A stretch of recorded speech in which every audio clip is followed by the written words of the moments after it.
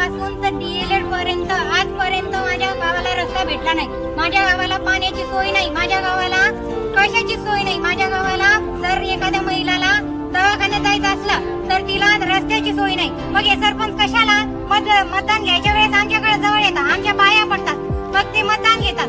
उघडचं मतदान द्यायचं का आमच्यावर उपकार करतात? रस्ता देत नाही, पाणीची सोय नाही, कशाची सोय नाही.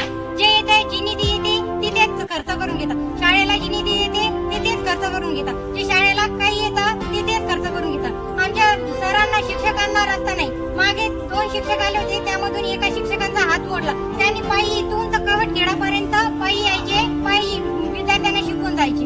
मग काय करायचं? कशासाठी आहे सरपंच? आमच्या मागण्या ऐकत नाही.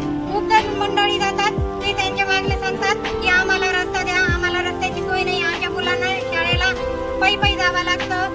मी आजपर्यंत इथून तर सामान्य आवरण शाळेत होती 10वी पर्यंत, तोपर्यंत आमच्या रस्त्याला सोय नाही. मला माझे पप्पा, मी एकटीच होती गावातून शिकणारी, मला माझे पप्पा इथून तर गवालीपर्यंत पायी घेऊन जायचे आणि तिथून गाडीवर सोडायचे. घ्यायला पण तो अवकाळा, जायला पण तो अवकाळा. आजपर्यंत, आज मी 20 वर्षाची झाली, तोपर्यंत आमच्या गावाला रस्ता नाही, काहीच नाही.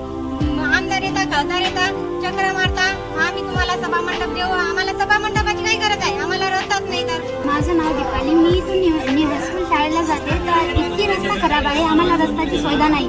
3दा पप्पांचा हात तुटलेला आहे, तरी सुद्धा आम्हाला रस्त्याची गरज आहे. सरपंच येतात अशीच जातात, तरी आम्हाला रस्त्याची सुविधा नाही.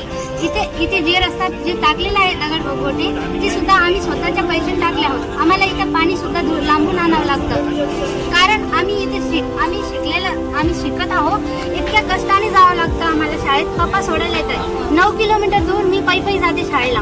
मी एकटीच असताना मला पप्पा सोडायला येतात. तर माझं एकच मागणी आहे, आम्हाला रस्त्याची सुविधा करून द्यायची.